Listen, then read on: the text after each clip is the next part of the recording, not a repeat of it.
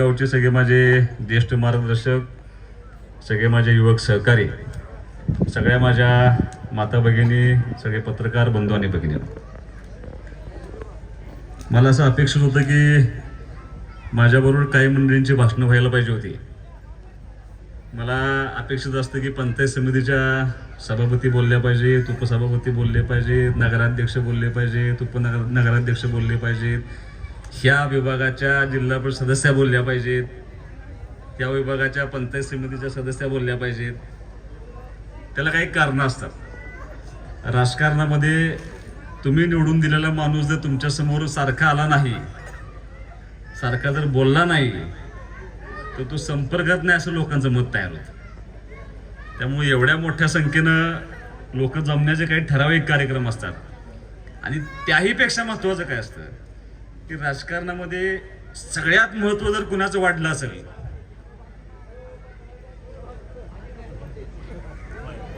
तर ते माझ्या माता भगिनींचं महत्त्व वाढलं. आणि एवढ्या मोठ्या संख्येनं कधीही माझ्या माता भगिनी कुठल्याही राजकीय कार्यक्रमाला येत नाही. त्या बिचार आपले मतदान करतात आणि घरात बसतात. आता फक्त करताना तुमचं ऐकत नाही एवढंच लक्षात असू दे झालं. पूर्वी ऐकत होत्या तुमचं, आता ते दिवस राहिले नाहीत. आज भारताच्या सगळ्या निवडणुका जर कुणाच्या अवतीभोवती फिरतायत तर ते माझ्या माता भगिनींच्या अवतीभोवती फिरतात. महाराष्ट्रामध्ये 242 मतांचे सगळे आमदार निवडून येण्यामध्ये सगळ्यात महत्वाचं कारणीभूत काय असेल तर लाडकी बहीण कारणीभूत असेल आमची. अजिबात कुणी कोणाचं ऐकलं नाही. तुम्ही कोणी काय जरी सांगितलं तरी प्रचंड प्रेम. माझी गोष्ट वेगळी होती. माझ्यावरती माझ्या ह्या सगळ्या माता भगिनी सगळ्यांनीच माझ्यावरती प्रेम दाखवलं. म्हणजे इतिहासात न भूतून भविष्यात एवढं मताधिक्य देऊन मला ह्या लोकांनी निवडून आणलं होतं. पण आज पश्चिम बंगालची निवडणूक चालू आहे, त्याचा प्रचार चालू आहे, त्याच्यामध्ये सुद्धा फोकस कोणावरती आहे तर माझ्या माता भगिनींच्यावरती. केंद्रीय मंत्रिमंडळ, केंद्रीय अधिवेशनामध्ये खूप मोठा निर्णय करण्याचा प्रसंग आला. आज तुम्ही जर व्यासपीठ बघितलं, ह्या बाजूला संख्या कमी आहे, संख्या इकडं वाढली आहे. नगरसेवकांची संख्या बघा, सभापती महिला आहेत, नगराध्यक्ष महिला आहेत आणि नगरसेवक सुद्धा संख्या जर बघितली तर माझ्या माता भगिनींची संख्या जास्त आहे. 50% महिला आरक्षण या स्थानिक स्वराज्य संस्थांना होतं.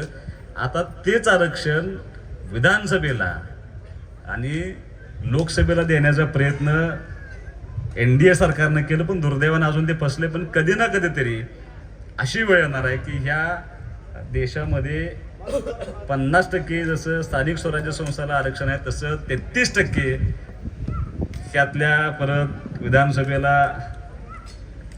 आता माझं नशीब थोडं चांगलं दिसतंय बहुतेक, त्यामुळं आरक्षण रद्द झालेलं म्हणजे अजून झालंही नाही माहीत नाही. अजून परत एकदा येईल, परत आणि काहीतरी होईल. पण मी नशीब घेऊन आलो एवढं कराय. त्यामुळं महत्वाचा भाग काय आहे राजकारणामध्ये तर माझ्या आता माता भगिनी त्या सगळ्यात जास्त संख्येने उपस्थित आहे. म्हणून माझी अशी इच्छा होती की तुम्ही सगळ्यांनी बोललं पाहिजे. दुसरी गोष्ट, माझ्या व्यासपीठावरच्या सगळ्या मंडळींना माझी विनंती आहे की ज्या गावामध्ये तुम्ही कार्यक्रमाला आल्या ना त्या गावाची तुम्हाला पार्श्वभूमी माहीत असणं खूप महत्वाचं आहे. म्हणजे या गावचं कौतुक करायला तेवढं थोडं आहे. म्हणजे सामाजिक क्षेत्रामध्ये अग्रेसर असेल, द्राक्षामध्ये सगळ्यात पळशीनंतर सगळ्यात अग्रेसर गाव माझं देवीखिंडी. लक्षात, भाऊंचं ज्या ठराविक गावांच्यावरती प्रेम होतं त्यामध्ये देवीखिंडी गावावरती फार प्रेम होतं. कारण भाऊंचे सगळ्यात आवडीचा विषय कुठला होता तर शेती हा आवडीचा विषय होता. आणि त्यातल्या सगळ्यात आवडीचा विषय होता द्राक्ष. आणि द्राक्षासाठी दाराजी मायनी टाळी वाजवायची एवढीच माझी फक्त अपेक्षा आहे. कारण सगळ्यात जास्त भांडणारा आमच्या बरोबर पाहण्यासाठी, बरोबर ना, प्रकाश असायला लागलाय बघा. कारण अत्यंत प्रेम ह्या भाऊंचं ह्या गावावरती असण्याचं कारण म्हणजे या द्राक्षासाठी खूप भाऊंचं प्रेम होतं. मी तुम्हाला मुद्दाम सांगतो, आता हे सगळं सांगत असताना ह्या गावाचं वैशिष्ट्य आहे. अनेक निवडणुका झाल्या, ह्यापूर्वी अनेक मतभेद होते, अनेक संघर्ष झाला. म्हणजे अगदी एखादं झाड तोडल्याला संघर्ष सुप्रीम कोर्टापर्यंत गेलेलं गाव आहे आमचं. म्हणजे कुठल्या दराला जाऊन आमच्यात काम चालतं तुम्हाला सगळ्यांना माहीत असणं महत्त्वाचं. सुप्रीम कोर्टापर्यंत एक झाड तोडलं म्हणून जर आमचे लोक केस खेळत असतील तर अत्यंत जागरूक, संवेदनशील आणि तेवढंच कामाला तत्पर असलेलं गुरुजी गाव आपलं या निमित्तानं आहे. हे आमच्या हे यांना माहीत नाही, आत्ताची सुरुवात आहे. त्यामुळे हे सगळं हळूहळू आपल्याला या सगळ्या प्रक्रियेतनं जावं लागतं. आणि गाववाडा कसा असतो हे माहीत असणं महत्त्वाचं आहे. म्हणून मी तुम्हाला या निमित्तानं सांगण्याचा प्रयत्न करतो. जरी सगळं असं असलं म्हणजे एका छोट्याशा गोष्टीसाठी एवढा जरी संघर्ष झाला असला तर तेवढंच प्रेम, तेवढीच आत्मीयता, तेवढीच एके ठेवून काम करणारं गाव कुठलं तर माझं देवीखंडी गाव. आणि हे फक्त मी तुम्हाला मतदानापुरतं सांगतोय असं नाही. राजकारणामध्ये यश अपयश येत असतं, अनेक संघर्ष होता. आता आमचा बालाजी बापूंचा संघर्ष होता. कामाची पद्धत बघून त्यांनी काही वेळा निर्णय केला, ती सगळी मंडळी आपल्याबरोबर आली. आज आणि काय मंडळी आपल्याबरोबर येत असतील. पण सांगण्याचा उद्देश एवढा आहे की कोण आपल्या गावासाठी काम करू शकतं हे, आणि त्या काम करणाऱ्या माणसाच्या पाठीमागे जाण्याचा निर्णय करणारं गाव हे देवीखंडी गाव आहे माझं. त्यामुळं ही माहीत असणं तुम्हाला महत्त्वाचं. म्हणजे तुम्हाला एक मुद्दाम सांगतो, मी 5 वर्ष पंचायत समितीला काम केले, 5 वर्ष जिल्हा परिषदला काम केले. ग्रामसेवकाचा सत्कार कोण घेत नाही बरं का. एक वेळ शिक्षकाचा घेईल, सुनील दादा नाही विचार आमचा. आमचे अण्णासाहेब तिथे बसलेत. शीतल वहिनी ग्रामसेवकाचा सत्कार फार कमी. म्हणजे एक मी सभापती झाल्या जांभोनीला एक सत्कार झाला होता. म्हणजे त्यावेळेला तो ग्रामसेवक त्या गावातनं बदली होत असताना त्या ग्रामसेवकाला गावानं पैसे गोळा करून मोटरसायकल गिफ्ट दिली होती. आणि आज दुसरा ग्रामसेवकाचा सत्कार होतोय. त्याचा अर्थ असा आहे की फार त्यांचं कौतुक असं नाही, ही राबवायला होते त्याला. म्हणजे ते काम करते ते ठीक आहे, पण आता काम करत असताना अत्यंत सक्षमपणे काम करण्याचं काम हे गाव करतं. ह्या गावाला शेती आहे, अनेक त्याच्या पाठीमागे सांस्कृतिक भागामध्ये विशाल निकम ह्या गावचा आहे. विशाल निकम जो बिग बॉसमध्ये जो विनर झाला, जो आज खूप चांगले सिरियल्स करतोय, पिक्चर करतोय, खूप मोठा ॲक्टर आहे, तो सुद्धा ह्या गावचा. म्हणजे एवढ्या छोट्या गावातनं अगद्या अख्ख्या महाराष्ट्रापर्यंत झडप मारणारा हा सुद्धा देवीखंडी गावचा माझा सुपुत्र. आणि त्याचा सगळ्यांचा मला अभिमान आहे.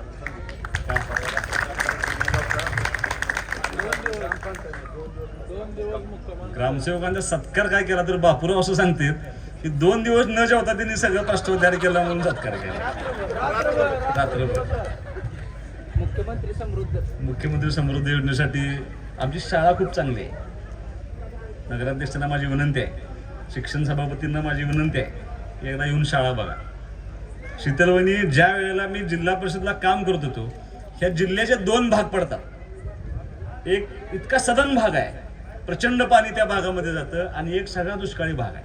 म्हणजे एखाद्या माणसाला पॅरालिसिस कसा होतो तसा हा दुष्काळी भाग आहे. आणि ज्या वेळेला मी उपाध्यक्ष म्हणून काम करत होतो त्यावेळेला आम्ही असा निर्णय घेतला होता की सगळंच म्हणजे शासन करेल असं नाही, कुठंतरी आपल्याला त्या ठिकाणी हातभार लावावा लागेल. आणि सगळ्यात चांगलं काम काय असतं, जर जिल्हा परिषद शाळा जर चांगल्या केल्या तर त्या शाळेमधल्या मुलांना, ग्रामीण भागातल्या मुलांना शिक्षण मिळेल. सगळं शासन करू शकत नाही, आपण कुठेतरी शैक्षणिक उठाव केला पाहिजे. शैक्षणिक उठाव म्हणजे त्या गावातल्या लोकांचा सहभाग घेतला पाहिजे.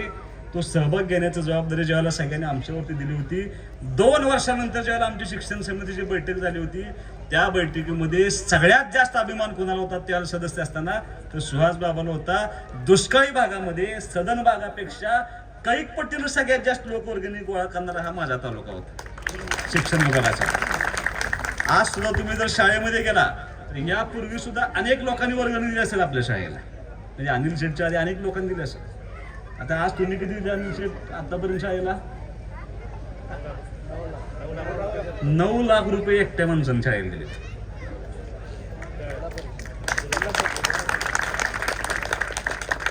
असा हा माझा दुष्काळी तालुका, इथली माझ्या सगळी गलाई बांधव व्यवसाय का.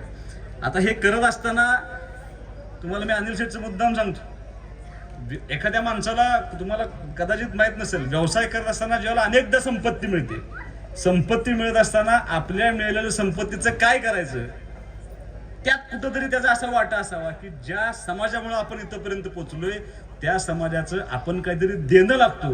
आणि त्या हेतून म्हणजे आज कंपल्शन आहे कॉर्पोरेट कंपन्यांना, मोठमोठ्या कंपन्यांना तुमचे 2% CSR दिलाच पाहिजे म्हणून कंपल्शन आहे. ती लोक इथं येत नाहीत, ग्रामीण भागापर्यंत पोहोचत नाहीत. त्यांचं सगळं सेटिंग असतं, त्यांचं एक सिंडिकेट आहे.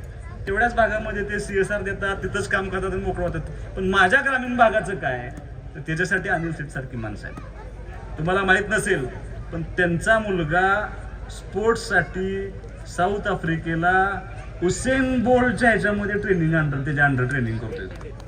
वेस्ट इंडिजला, सॉरी वेस्ट इंडिजला गेला, त्याचा व्हिडिओ कॉल आला आहे. त्याचा जमायकाला तो ट्रेनिंग करतोय.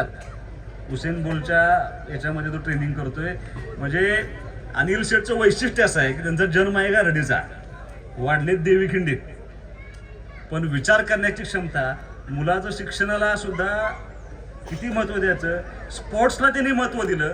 आणि त्यांचा मुलगा आज तिकडं काम करतोय आणि तिथं शिकत असताना, तिथं त्याच्या स्पोर्ट्स ट्रेनिंग घेत असताना बापाचं लक्ष कुठं आहे, त्याच्या बापाचं लक्ष असं आहे की देवीखिंडीमधला माझा सर्वसामान्य कुटुंबातला मुलगा ज्या झडपीच्या शाळेत शिकतो तिथं शाळेमध्ये ती व्यवस्था मिळाली पाहिजे म्हणून त्या ठिकाणी ते काम करतात. लक्षात काय सांगितलं मगाशी तुम्ही ऐकलं नाही, काय होतं आमचे शिक्षक बोलायला लागले, सर आमचे मगाशी सांगत होते, पण ते लक्ष नव्हतं आमच्या कोणाचं. ते सांगत होते की ते पदरमोड करतायत. ते सांगतात की एक असा शिक्षक ठेवू की जो फक्त इंग्लिश बोलेल, त्याचा अख्खा पगार मी देतो. आणि काय लागणार आहे सांगा, इंटरॅक्टिव्ह बोर्ड पाहिजे, काय पाहिजे, तुम्ही सगळं मी त्या ठिकाणी देतो म्हणून सांगितलं. त्यांनी ते शाळेला ग्राउंड करून दिलंय. आणि त्याच्या पुढे जाऊन त्याने काय निर्णय घेतलाय, मला असं वाटतं की आज अनेक गावातील लोक या ठिकाणी उपस्थित आहेत. आपण अनेक जणांचे वाढदिवस साजरे करतो. मी सुद्धा ज्या दिवशी मला प्रकाश भाऊ, भोसले गुरुजी, बालाजी बापू, तुम्ही सगळेजण मला भेटायला आला की अनिल शेठच्या वाढदिवसानिमित्त असा कार्यक्रम आम्ही घेतोय की राज्य शासनाच्या, केंद्र शासनाच्या वतीनं मंजूर झालेल्या घरांपैकी व्यतिरिक्त ज्या लोकांना आपण लाभ देऊ शकत नाही, काय ते कागदांच्या अटी असतात, काहीतरी त्याच्या बेस्टलाईन ठरलेले असते, त्याच्या पुढे त्यांना जाता येत नाही. आणि अशा कुटुंबाला जर 2 घरं दरवर्षी जर अनिल शेठ बांधून देणार असतील तर माझ्यासाठी असा मानणारा कार्यकर्ता आहे की सुहास बाबर जेवढं काम करतो त्याच्यापेक्षा कैक पटीनं पुण्याचं काम आज अनिल शेठ करतो. हा विचार करणं सुद्धा एवढं सोपं नाही. माझ्या उत्पन्नातल्या वाट्यामध्ये मी कुणाच तरी घर उभा करणार आहे आणि मला असं वाटतं एकदा घर उभा करून बघा, त्या कुटुंबाचे जे आशीर्वाद मिळतील ना, त्याच्यासारखं प्रेम कुठंच तुम्हाला मिळणार नाही. आणि अनिल शेठ, मी या व्यासपीठावरनं आज जाहीर करतो की मी हे सगळ्यांना सांगणार आहे, या मतदारसंघातल्या जेवढे झाले व्यावसायिक माझे काम करतायत, जेवढे श्रीमंत लोक ह्या ठिकाणी काम करतायत, आज असे अनेक लोक आहेत की ज्यांना असं वाटतं की मी कुठेतरी समाजाला मदत केली पाहिजे, त्या लोकांच्या पर्यंत हे पोचवलं तर मला असं वाटतं की निश्चितपणे ही एक चळवळ बनेल. त्या चळवळीचं केंद्रबिंदू देवीखिंडी असेल आणि महाराष्ट्रात परत चळवळ जाईल. वाढदिवसाचा वायफळ खर्च जर वजा केला आणि एकटं ठीक आहे, आज अनिल शेठ दोन खर्च करतात, मला 2 घरं बांधून देतात माहित नाही, एकटा माणूस बांधून देऊ शकत नाही. पण 10 लोकांनी जर ठरवलं की मला वर्षाला 20-30 रुपये खर्च करायचे आहेत आणि एखादं घर मला बांधून द्यायचं, तर आपण करू शकतो का नाही एवढा फक्त विचार करा. 1000 फटाके, 1000 रुपयाची माळ, 5000 फटाक्यांची एक हात, किमान 1000 रुपयाला माळ असते बाप. वाढदिवसाला आपण ती एक माळ लावतो आणि ती 160 फूट ती ओढणार एक आऊट लावतो.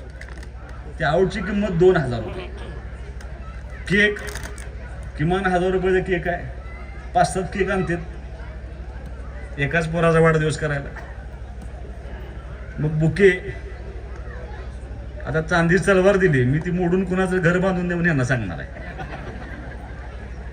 हे जर कुठेतरी आपण एक 5-7 लोकांनी मिळून जर प्रत्येक गावाच्या लोकांनी ठरवलं की माझ्या वाढदिवसाला येणारा खर्चाचं काम मी हे करण्याचा निर्णय घेणार आहे, तर मला असं वाटतं की खूप मोठी क्रांतिकारक निर्णय होईल. खानापूर, आटपाडी मतदारसंघामध्ये एकही माणूस बिना घरात राहणार नाही असं मला वाटतं या निमित्ताने.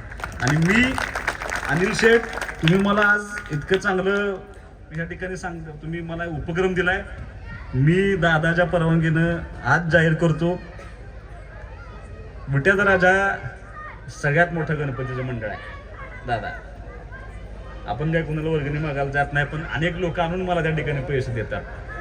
त्या गणपतीच्या पुढे पेटीत जे पैसे पडतात का नाही, ती रक्कम सुद्धा मोठी असते, मी नाकारणार नाही. आणि दादाला माझी विनंती आहे की आपण दोघं मिळूनच सांगून टाकू, त्या पेटीतल्या पैशानं दरवर्षी विचारराजे एक घर बांधून दिलं, आज मी जाहीर करून टाकू.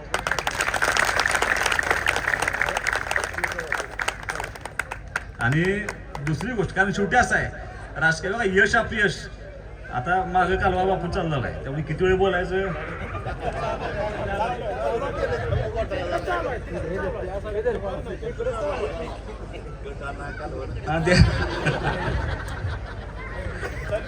कटाना मटना कालवा तिथे उठलाय, मी किती वेळ बोल.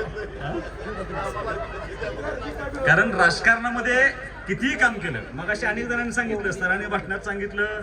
आमचे चंदन शिवे सर त्या ठिकाणी मनोगत व्यक्त करत असताना सांगत होते की सतत उत्पन्न अवेलेबल असणारा आमदार आहे, प्रत्येकाला असं वाटतं की माझ्या घरातला आमदार आहे, सर्वसामान्य आमदार आहे, सहज उपलब्ध होतो, सगळं खरं आहे आणि ती माझी नैतिक जबाबदारी आहे. मी तुम्हाला अनेक भाषणामध्ये यापूर्वी सांगितलं की ज्यावेळेला कुटुंब माझ्या अडचणीत होतं तेव्हा तुम्ही सगळी माझ्या पाठीमागे उभं राहिला होता. त्यामुळं माझ्या ह्या 5 वर्षातली एक एक क्षण ही तुमच्यासाठी देणं ही जबाबदारी सुहास बाबरची, आणि ती पार पाडण्याचा मी प्रयत्न करतो. मी कसल्या अपेक्षेशिवाय राजकारणामध्ये काम करतोय. मी जसं अनिल शेठ काम करतायत, काही गोष्टी माहीत असणं तुम्हाला खूप आवश्यक आहे. मला जो पगार मिळतो, मी विधानसभेच्या निवडणूक निवडून आल्यानंतर काही पगार मिळतो, आम्हाला मानधन मिळतं. आता आमचं राजकारण असं आहे की ठीक आहे, आज तुम्ही मला एवढ्या प्रचंड मोठ्या मताधिकाऱ्याने निवडून दिलंय. राजकारणामध्ये सगळं खरं आहे, फक्त एकच गोष्ट खरी नसते. राजकारणामध्ये कोण ताम्रपट घेऊन जन्माला आलेला नाही. राजकारणामध्ये जसं यश आहे तसं अपयश पण घ्यावं लागतं, आणि यश अपयश हा राजकारणाचा भाग असल्यामुळे काही गोष्टींचा निर्णय मी केलाय, त्याचं मी तुम्हाला उदाहरण सांगतो. कारण मला माहिती आहे ना, मला जो माईक कुणाचा चालू असेल तर बंद करा. मला जे यश मिळालंय त्या यशाचं त्या राजकारणामध्ये सगळ्या आमदारांना एक मानधन मिळतं, मला सुद्धा मानधन मिळतं. बारकी रक्कम नाही, 2 लाख रुपये कशाचे, 2.5 लाख रुपये वर्षाला नव्हे, महिन्याला. आता त्या 2.5 लाखावरती आम्हाला एवढ्या शिव्या बसतात फेसबुकला आणि व्हॉट्सअपला, कशाला यांना पगार पाहिजे, एवढं सगळं यांना सगळं. आता काहीच फॅसिलिटी नाहीत आम्हाला, हे फक्त म्हणायचं आहे. आता 2.5 लाख रुपये ज्यावेळेला मला पगार मिळतो त्यावेळेला माझं महिन्याच्या गाडीचं रनिंग असतं 12,000 किलोमीटर, मला डिझेलला सुद्धा पैसे परत नाही.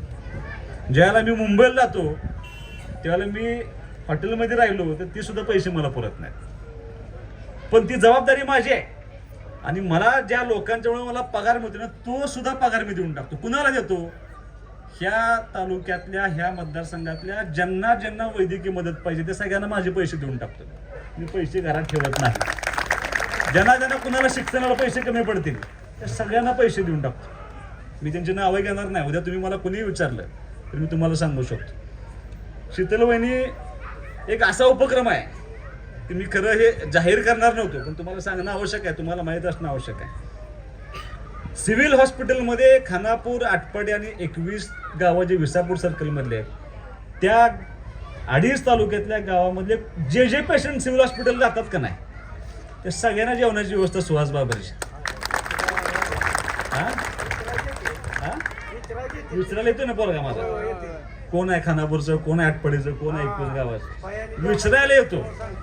आणि सकाळी जेवढे फक्त पेशंट नाही त्या पेशंट बरोबर 1 नातेवाईक असू दे, 5 नातेवाईक असू दे, 6 नातेवाईक, सगळ्यांना डबा जातो माझा. सकाळचा पण जातो आणि संध्याकाळचा पण जातो, 2 टाइम डबा जातो. मी विधानसभेची निवडणूक जिंकल्यापासून आतापर्यंत 20,000 डबे दिलेत लोकांना जेवणाचे. मी तर सांगायला नाही पाहिजे, कारण शीतलवणी मला एक अनुभव असा आलाय, तुम्ही कितीही काम करा. आज देवीखिंडीवाल्यांनी यादी दिल्या, 1 वर्षानंतर जर मी ही कामं पूर्ण केली परत 1 वर्षानं ही जेवढीच यादी माझ्याकडे येणार आहे माझं राहिले म्हणून, त्यांनी कधी संपत नसतं. पण जर त्याच्यापेक्षा आनंद कामात मिळवत असेल तर तो आनंद कुठला आहे. मी उपाध्यक्ष झालो आणि तांदळगावचा एक मुलगा जन्माला आला. अनेक लोकांना हा विषय माहीत आहे किंवा अनेक लोकांना माहीत नसेल.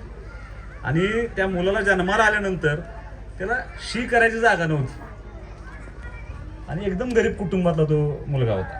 त्यांनी प्रयत्न केला की कुठं ह्याला काय करायला पाहिजे. ते ऑपरेशनचा खर्च भयानक होता आणि ते करणं शक्य नव्हतं.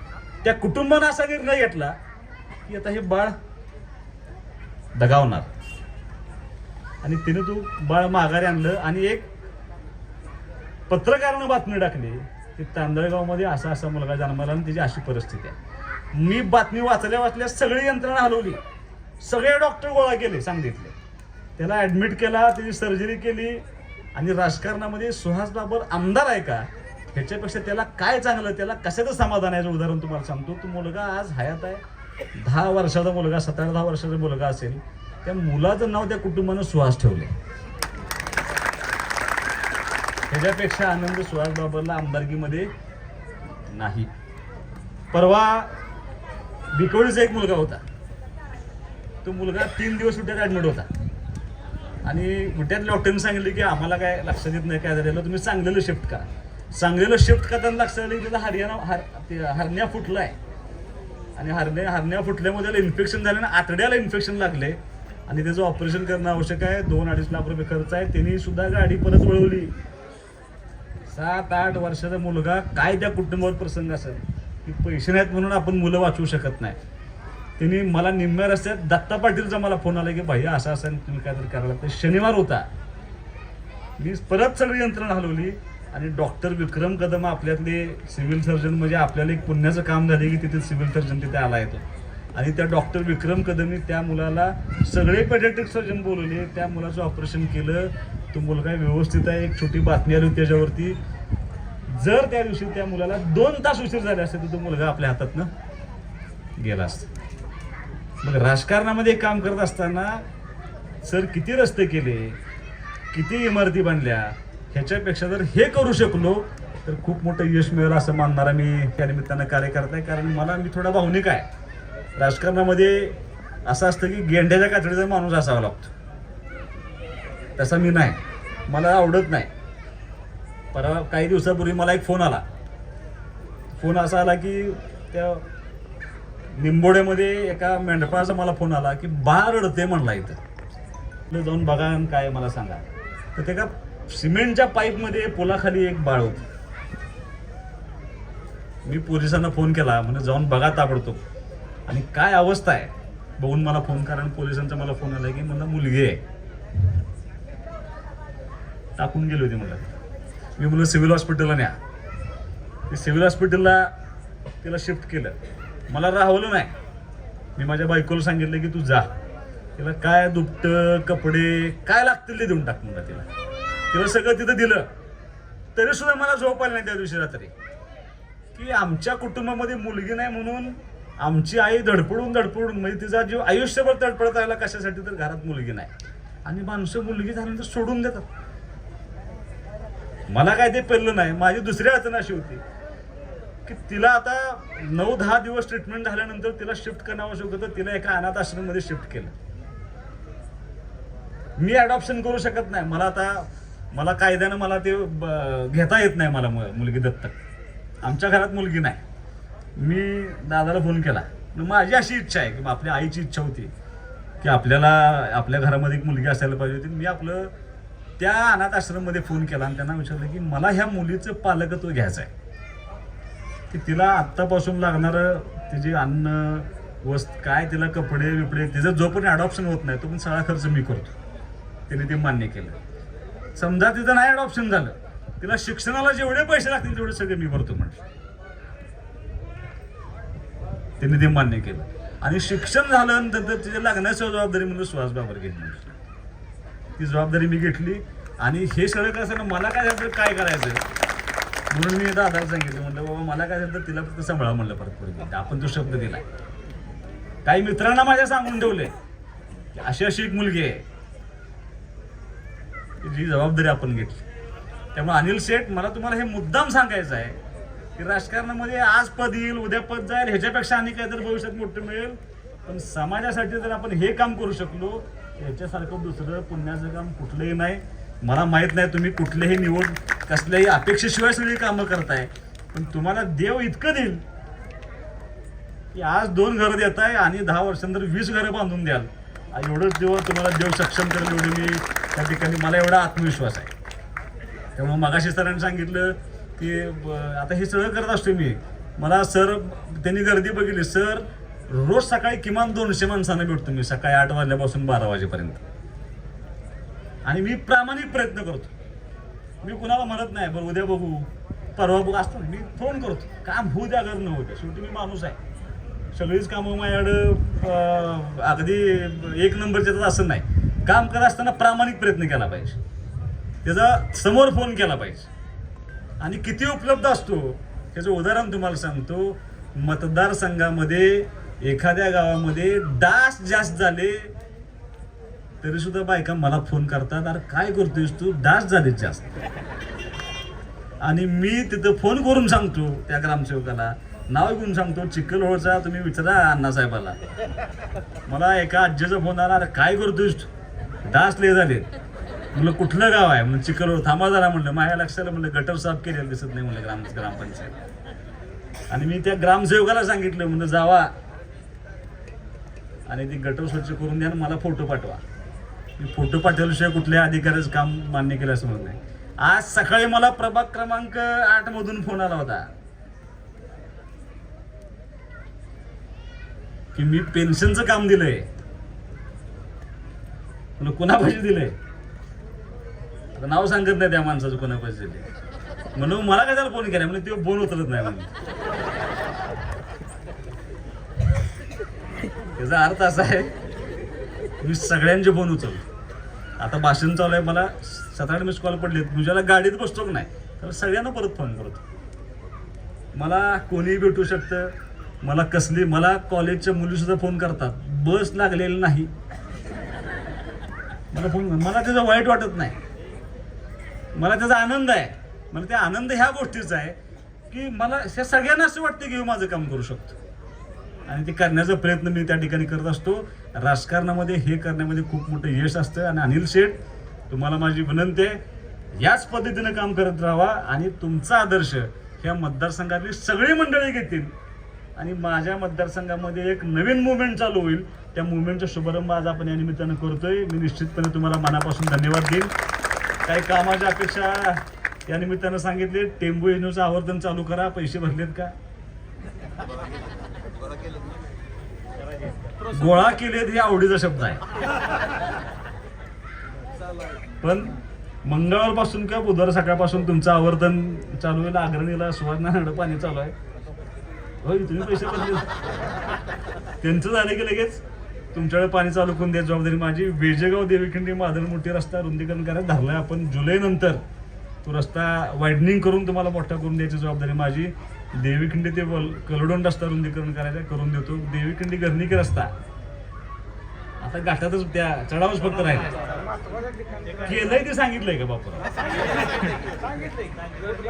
झालं नाही. माणसाने असं वाटलं पाहिजे की हे काहीच काम करत नाही. त्याचा नारळ फोडायला राहिला. ठीक आहे, त्या घाटातला रस्ता तुम्हाला मी करून देतो. काय तेवढं चढ कमी करून आपल्याला किती राहते, 2 किलोमीटर राहतो तुम्हाला करून देतो. 6व्या टप्प्यातनं देवीखिंडीला कसल्याही परिस्थितीत तुम्ही मागाल तिथं पाणी द्यायची जबाबदारी सुहास बाबाची. तर या गोष्टीची मला जाणीव आहे. त्या काळी सर्वे झाल्यानंतर तुम्हाला ज्या लाईन पडल्या होत्या त्या सगळ्या फेडरल लाईन पडायला पाहिजे, पण त्या सगळ्या पीडीएन लाईन पडल्या. कमी क्षमतेनं त्या ठिकाणी पाणी येते. पण 6व्या टप्प्यातनं आपल्याला यादव साहेबांना फोन करून बोलवून घ्या त्यांना. सगळं एकदा मेन लाईनचं काम झालं की तुम्हाला दावलमलीवरनं 6व्या टप्प्यातनं मोठं पाणी द्यायची जबाबदारी माझी आहे. फक्त पैसे भरायची सोय लावून घ्या. असं गावकऱ्यांची एक इच्छा आहे की आमच्या देवीखिंडीचं भरपूर नुकसान झालं. त्याच्या निमित्तानं काहीतरी कन्सेशन भेटून गावासाठी आता जे उतारात जे पूर्ण पाणी सगळं आणि इतकं नुकसान आहे की आलेलं पाणी सुद्धा पावसात सुद्धा पाणी बोगद्यात उतरून जाते. त्यासाठी आम्हाला गावाला पैसे भरायला तयार आहेत सगळे. पण त्यांचं एवढं म्हणणं आहे की त्यात काहीतरी सूट मार्ग काढू आपण. मार्ग काढून तुम्ही द्यावा हेच विनंती. यादव साहेब आम्ही सगळे एकत्र बसून आपण त्यांना बघू, आपण मार्ग काढू त्याला. त्यांना समोर घेऊन येऊ. समोर घेऊन तुमचं या निमित्तानं मार्ग काढून देतो. पाटण ते अक्कलकोट ST देवीखिंडी मार्ग सुरू व्हावे ते लेटर दिले बाया जिथे केलं विट्याला उद्या विठ्ठल सांगून उपयोग नाही. ते पाटणला सांगितलं. ते पाटण ते अक्कलकोट सेवा चालू करत असताना 2 DCंशी बोललं पाहिजे. मी त्या दोन्ही DCंशी उद्या सकाळी चर्चा करतो आणि तुम्हाला मी त्यात व्यवस्था तुम्हाला या निमित्तानं करून देतो. इकडून आले का नाही तिकडे जाणारे लोक जरा हे सगळं करत असताना कायमस्वरूपी अनिल शेट्टी एक निर्णय असा घेतलाय की त्यांच्या पत्नीच्या वाढदिवसानिमित्त 16 कुटुंबांना मोफत रेशन देणार आहे. ज्यांना चालू आहे 1 वर्ष झालं चालू आहे. आता सगळ्या नगरसेवकांच्या पतींना माझी विनंती आहे, झडपी सदस्याच्या पतींना पण माझी विनंती आहे. कन्हैया, एक आपल्या गावात असं कोणतं असू शकतं की ज्यांना खरंच रेशनची आवश्यकता आहे, त्या आपल्या शासनाच्या योजनेमध्ये बसत नाही, तर ते किराणा मालाचं 1 पॅकेट त्या कुटुंबाला जगण्यापुरतं जर दिलं, प्रकाशराव दादा द्यायची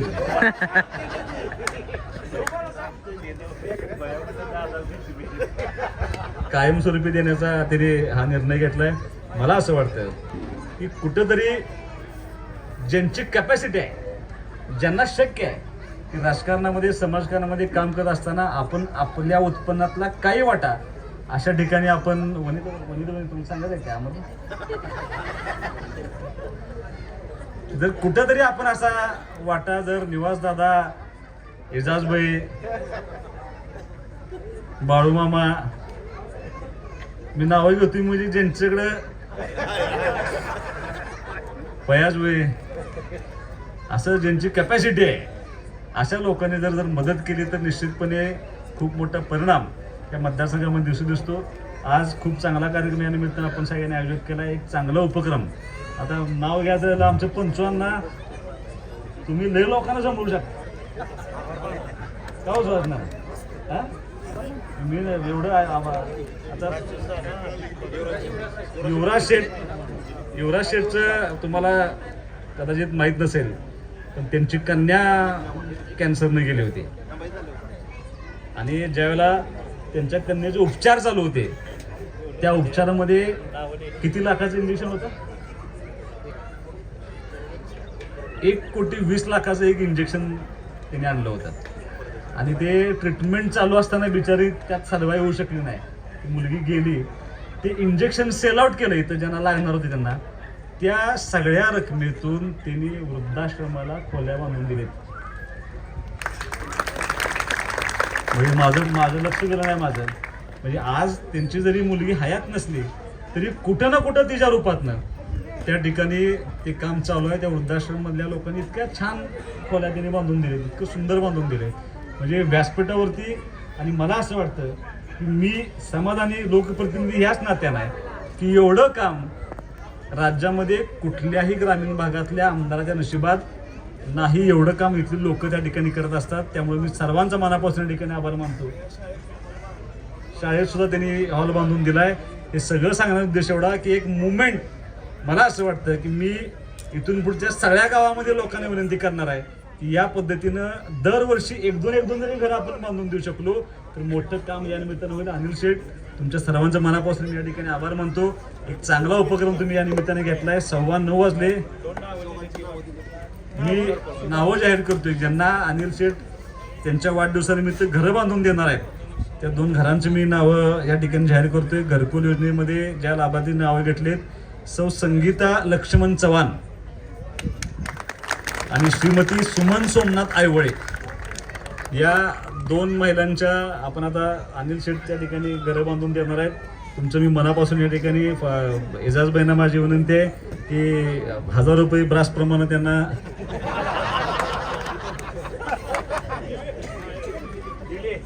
₹1000 ब्रासप्रमाणे त्यांना कडे क्रस्टंट द्यावे अशी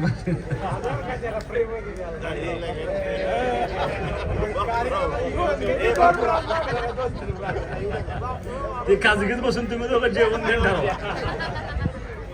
अत्यंत सुंदर कार्यक्रम घेतल्याबद्दल मी तुमच्या सर्वांच्या मनापासून ठिकाणी आभार मानतो. सगळ्यांचं आभार कोण मानणार आहे का? 2 मिनिटं आभार माना फक्त. 2 मिनिटं आभार माना.